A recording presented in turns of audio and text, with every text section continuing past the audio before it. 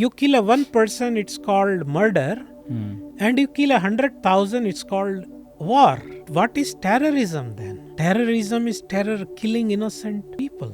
If an individual or an unauthorized organization does that with a motive, then it is called terrorism. Right. But if a country does on another country, that's called war.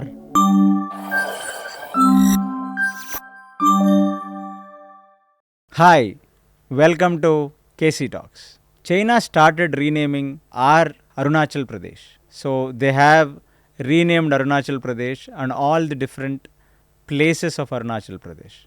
We have always had issues with China in the past too. Let us understand from Dr. Sahadeva Swami on the attitude of China on border issues. Hare Krishna Swamiji. Hare Krishna. So it's a tough neighboring country for us. Well, we are surrounded by you can't help with, you can't change. Country you can't shift anywhere. We are not very lucky as far as neighbors are concerned, Yeah. Right? So, you got to be strong. So what worries me more is actually, okay, first we talk about China. China is, is renamed. Last I heard was 30 places in Arunachal. So I've been in Arunachal quite a few times. Okay. 2, 3, maybe 3 decades, a long time back when I was quite young. We have a vast presence, military presence in Arunachal Pradesh actually. And especially near Tuang border. That's a very sensitive border with Tibet border with China. Okay. So that's where it was the epicenter of war also, Tuang, So the China has been a troublemaker. It has been creating problems. And somehow I feel we are on a good footing today. We are, quite a match. And the present leadership is very conscious on, developing infrastructure along the border. Yes. And, equipping our soldiers, so we are lucky in that respect. Yeah.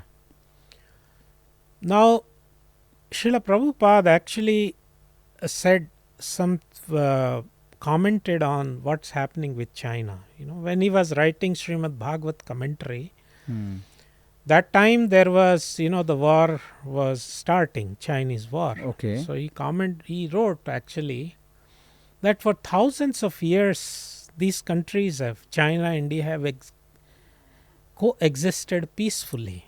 And now they are actually fighting for land where not a blade of grass grows actually. Yes. This is a no man land. Nobody lives there. Yeah. So he mentioned that this is the effect of age of quarrel and hypocrisy. Plus, mainly this is a problem of the leaders, not of the masses. Because leaders, they want to create these dissensions, these fights to divert people's attentions from real problem. Okay. When they are having trouble managing the country, that's how they divert people's attention. Oh. So, Pakistan whole narrative, since the formation of the country is, they run on this, this plank. That's their plank, their narrative. India is bad. We got to fight India. That's what they survive on, Pakistan, live on. Yeah. Kashmir or whatever they want. So the real issue, you see, so wars are declared when they are unable to manage the country, Wars are, you see, in this context, I would like to comment that we have in Moscow a horrific incident, right? Yes. Innocent 140 people were gunned down. Yeah. By terrorists, despicable, terrorists. But I was wondering the other day when it happened, how is their leader any different from these terrorists? Because he is responsible for 500,000 deaths. In Ukraine. Whatever, both sides, Yeah. 500,000 casualties. So is it not terrorism? I don't know. It's up to you to decide. But point is, it's not required. Yeah. So you kill one person, it's called murder, and you kill 100,000, it's called war. So, that's a big. What is terrorism then? Terrorism is terror, killing innocent people. If an individual or an unauthorized organization does that with a motive, Yeah. then it is called terrorism. Right. But if a country does on another country, that's called war. So, for what reason? Reasons might be good or bad. Mostly bad, actually. Yeah. So there is no reason. It's whimsical wars.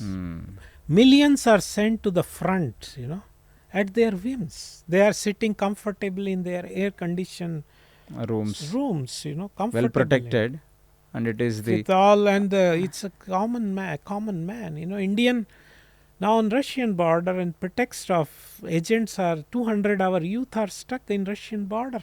Nobody knows what's happening with them. They were taken for some country, they'll be given a job. So my point is, coming back to this problem, is people in general, average Joe in Beijing or Islamabad, for example, and especially let's say Chinese, they are, from my interaction, average Chinese is very friendly. Is it? Very friendly people, very quiet people, from my interaction. Okay. And we have a huge community also. Actually, a Chinese community of Hare Krishna followers, Krishna devotees living in India at the moment. Oh, how big is the community in China, Swamiji? Well, Chinese presence is quite good, but I'm saying hundreds of them are living actually in India. Okay, not in China. Not China. There are devotees in China because it's not publicly allowed. This is not recognized. China is very very strict with on religions. So we have to be. But so my experience, average Chinese person is a very nice person. Like average person in Guangzhou or Beijing, what problem he has got with India? He's caught up in his family issues, his job issues, whatever. I would say actually Prabhupada did say it is the leaders who are basically culprits, Leaders who are actually, and to divert innocent people's attention, They create these narratives, they create these conflicts, and they send millions to hellish destination. Definitely. And they spend billions and trillions, I get a new idea while I'm talking this with you. They are fighting for a land where not even a blade of glass grows. Very logical, right? For any human brain, it seems logical. If you and I have a border, right. It's a barren land, useless, and you wanted to tie your cows there or your buffaloes there or something, you wanted to do something. Why would I have a problem? Because anyhow, it's not giving me any value. Economically, it doesn't have a value. But then this basic logic that two families have or two humans have in a society, nations don't have that. And this gives me another big idea, Swamiji. People have told that, there is a narrative that came in 1920s and 30s about democratic countries. They were coming out of the, anarchical tyranny and dynasties, to the democracy. But what is happening to what Genghis Khan in Mongolia and what these Mughals have done in the name of wars, where, that is what today we are also doing, isn't it? So nobody is actually, I don't know, when America bombed Japan, Hiroshima, Nagasaki, did Americans really wanted that to happen to Japan? The people of America, Yeah, I mean, Japan was a spent force. Japan at that time was nothing. They didn't have anything. And these bombings were done to establish in a post-war scenario America's dominance. Supremacy. And to test their nuclear weapon. You know? So this is decided by a single man. Like when the past we said that, we want to come out of autocracy, we want to come out of, this dynasties, anarchism and all these words. But then we again end up doing the same thing in the democratic countries. When Putin probably initiated war on Ukraine. So such a massive land of Russia with I don't know what amount of population. Was there was it a collective call or was that an individual call? There are no democracies in these countries. They are pretty autocratic setups. Yes. They are completely autocratic setups. And the elections do exist and elections are in name only. You know what happened with whatever his name, Navalny, whatever he was poisoned. You hear all these things. So there is no, it's a democracy is a farce. And many places where democracies do exist, it is often it is a way to actually snatch away the powers from the populace. It's so lot of places democracy is actually a farce. It's a farce. That's what we're seeing, in China. Because China is actually what democratic country? No, China is not a democracy. China is a communist party rules it. But they call CPC it some. is ruling they call there's a word given to that, no? There's some. So. Yeah, the CP Communist Party is ruling it, So. But as such, when you say your experience with Chinese crowd has been very sweet, but then China, according to any normal, after the post-COVID, the way people look at China is completely different. Yeah, it defies logic and common sense. Why this leadership would like to give such an impression? They are fighting all the neighbors, Yeah, all the neighbors. For Philippines, Philippines is a nice, sweet country. It's a small country in front of China. Small country, and they are attacking those little ships with water hoses, and they are and they have problem with India. Of all the Arunachal, can you imagine? Just by rename, where is the sobriety? Where is the common sense? Then you can name Beijing also, Guangzhou also. You can rename, Yeah. Beijingpur or Sampur, something. Yeah. So what does it? So nobody can understand what they are actually thinking, So it's a leadership. I would say, world has a leadership crisis, Maturity in leadership, actually. And India, you see, India by and large, there is no history of India. It's a pacifist country. We are fundamentally. There is no history that we went out to colonize others. No. Or unnecessarily attack others. No. Even Pakistan has been, doing so much inside our country. There's hardly. I won't comment on the recent last 6 months when out of nowhere terrorists are dropping dead. I'm not commenting on that. But by and large, we have been, very quiet as a nation, very peace-loving nation. Very docile we are. Yeah, we have been, minding our own business. But that's not a good sign. Good way to go about in the material world. So we have been colonized. Of course, we became weak, and there is history. That's a separate history. How we became weak and what not. In spite of having so many martial races and such a great history. So that brings an interesting point is that Huntington called countries, in Clash of Civilizations theory, he calls it countries at war with themselves, where we have strife within. We are fighting a war with our own selves. So really speaking, actually, we have neighbors who are our enemies for sure. But we have got a bigger problem at hand inside our own country. Yes. We are at war within ourselves. You see, they have sorted out. China has sorted out a lot of things internally. They don't have, for example, a West can't interfere because they don't. Very intelligently, they kept Western social media giants out. Yes.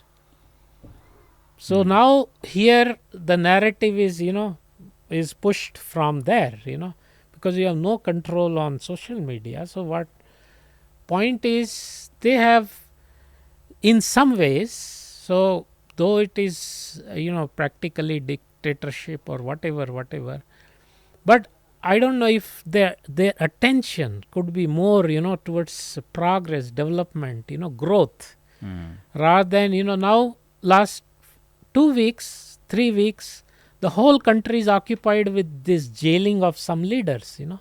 How much our time hours are going in this, quite silly issues. Yeah. Whole country's attention is, on jailing of certain leaders. Yes. On corruption charges. Yeah. So probably China doesn't have this much of noise. Probably, They have made phenomenal, progress in certain areas. Today they are a formidable force. No, you said another point is that when they have a severe crisis inside the nation, then they do something like this. Then they kind of, try to divert the mind of their citizens or probably the world's media attention or something towards a border problem or a border conflict or all nonsense. So how true is this, that it's your narrative or you? No, this is, you see, wars have a reason, commercial reason. Wars have a reason when they are unable to run, So that if you see the history of wars, that's how the wars have a reason. Okay. It's not that an average German had issue with average British. It's not never like that in general, So the narrative, you see, now if you see the Chinese leader, he is like, is creating noise that we have to fight the threats. Nobody is threatening them. Yeah. They have to beat drums of so they can justify all this military expenditure. They can justify their that you people need me because I am your savior. That Messiah syndrome, Yeah. Why people will accept you as a Messiah? Because you are their savior, So you got to save. You see, India is coming, Taiwan is coming, US is coming, and I got to save you people. To create a false image among their own people. Yeah, that's a narrative is pushed, and there is nothing actually. See the North Korea hype, Nobody is concerned with that little chubby man, but he's just beating his own drums, Yeah. and creating some noise, you see. So this is what the leaders and unnecessarily. But again, I tell you, the wars. Somewhere, if you see the George Bernard Shaw's, he wrote very nice poem on that. That why the wars take place is also because he writes, in the. Do you forget that screams in the slaughterhouses? So you kill them, animals, ruthlessly, and then we get killed like animals. I mean, I'm not saying George Bernard Shaw's poem on war. Violence has a reason also, So these leaders are like, they have no feelings today, that I send 100,000 men to die needlessly. Yeah. It just doesn't bother them, They don't value lives of their own people. Yeah, absolutely.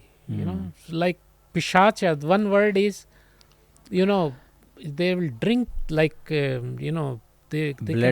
blood sucking fiends, So So that's a kind of description is given these Kali Yuga, what you call leaders, And another thing that I want to know that, being a communist country, not having any spiritual affiliation, they have degraded themselves in their moral values beyond an imagination, because trying to, create COVID kind of a virus and inflicting pain and deaths across the world, what can you expect more worsen than this, Yeah, So, God-centric, societies, God-centric people, I don't think they can be this worse. you see, their image has gone down a lot. If you ask an average person in London, New York, Sydney, or Rio, Hmm. they won't, afford China. They will downvote. Actually, they will be average person is not having at all a good opinion of China. Yeah. And a nation without any spiritual values, Hmm. and officially an atheist nation. Yes. So that's very surprising how a whole nation. Hmm.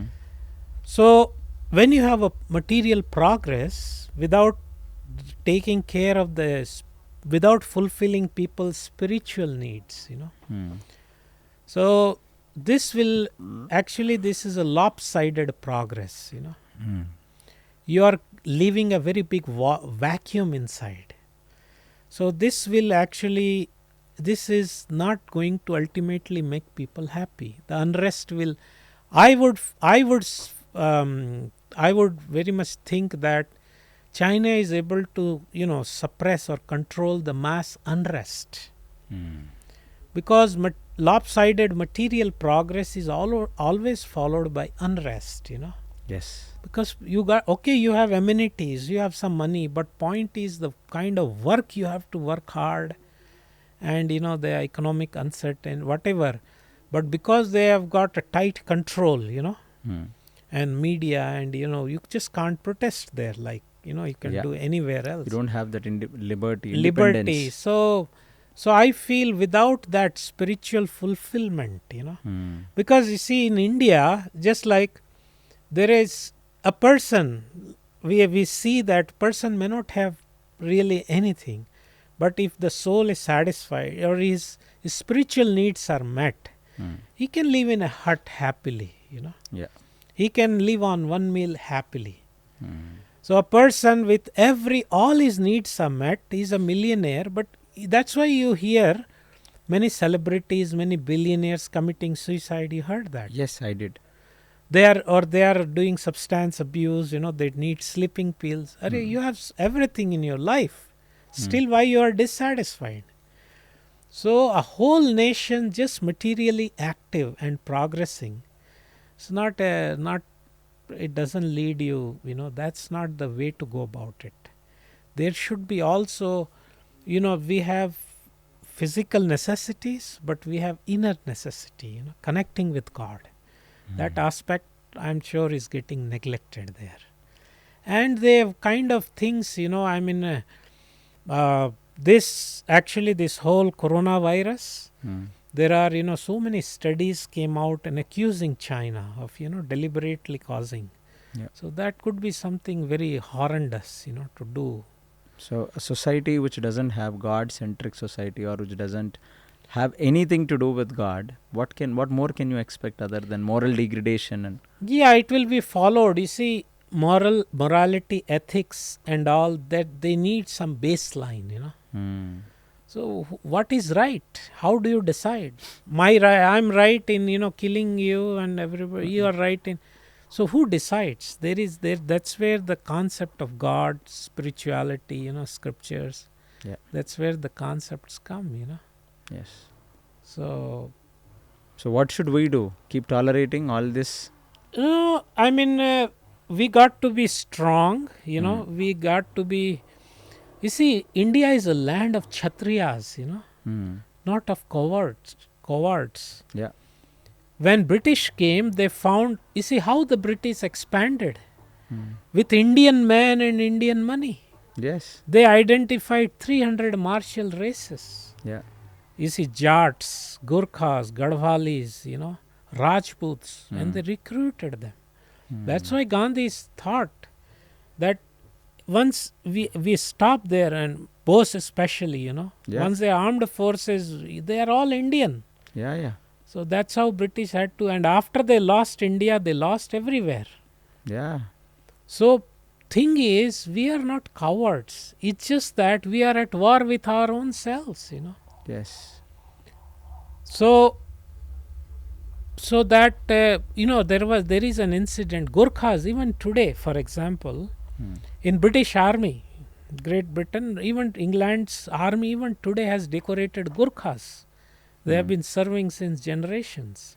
Okay. So there was one incident when the English commander asked that, you know, a Gurkha platoon, that we have to jump from, you know, 25,000 feet. So how many are ready? So half of them raised. Then he said, what about other half? So they said, well. Then he said, it's with parachute. Then everybody. So even they thought without parachute, half of them didn't think twice. That's the kind of land of warriors, Kshatriyas here, you know. So we should develop indigenous. Now Indian Army is developing indigenous systems, you know. Oh, that's a very nice I thing. read that they are going back to our you know, we have scripture, we have Vedic texts on, you know, what you call fighting, you know. There is a whole whole branch of Vedic knowledge on warfare, Vedic warfare. So we can definitely, and a strong nation, you know. Yeah. So we got to address our internal strife as well, you know. We are divided. So there is no other way go, because But we are far better than the past. yes, So we this have, government, there is all the reason for Yeah, hope. yeah. So this government has definitely made a lot of infrastructural development across the borders. Yes. They have we sealed are- the we are- borders technically, right, and I don't think China can mess and, with us. And internationally, we have very successfully pushed our narrative. Yeah. So we have been able to create an international opinion in our favor. Yes. That's a diplomatic. So taking care of the borders is not a diplomatic warfare. Yes. We have been quite successful in that. This as leader well. has definitely positioned India in a very right way. Right way, you know. So- We are today is a. They have to think twice before doing Definitely. anything. All you know. credits to Modi for that. Definitely, he has done a great job in at least positioning us in the global platform. Yes. Nobody can do a job like what Modi has done. Well, yeah. Today India is, you know, we are very friendly and people are, you know, appreciating a lot of our Work. many things, you know. So But definitely one good point, as you said, is we have always been a little docile and passive nation. So times coming forward with the challenges that we face, I wish India also, you know, takes the lead. You know, like this is a land of Mahabharata. So we never took a step back from fighting. no, But I have not seen- Yuddhe Chapalayanam, Gita says, never showing back on the battlefield. That is Yes. what Indian Kshatriyas are. Are. Actually. So, but then we have not seen that narrative coming true in the last at least 800 years. Even our kings have not gone and fought on their own. They only fought for their defense. There was never a time that they went and attacked Turkish or, you know, Afghanistan or, you know, any of these Khiljis or anybody. Somebody came to us, then we participated in war for defense. And India always, I don't think India has ever Right. initiated war. Afghanistan, of course, there was attempt during Akbar time or whatever. But point is, India largely is, you know, it's peaceful country. Peaceful country. And it's the invaders that have actually come. that Once have- we became weak, you know, Yes. they saw weakness and they came in. So under the current leadership, let's hope that they understand. And very good point that, you know, you said the current government is Indianizing the army with their traditional we have mindsets. actually our indigenous, you know, warfare sciences. Yes. Attitude, scripts, way of living. Mm. So I wish India will become more passionate nation in handling these issues. Thank you very much, Swamiji. Hare Krishna. Hare Krishna.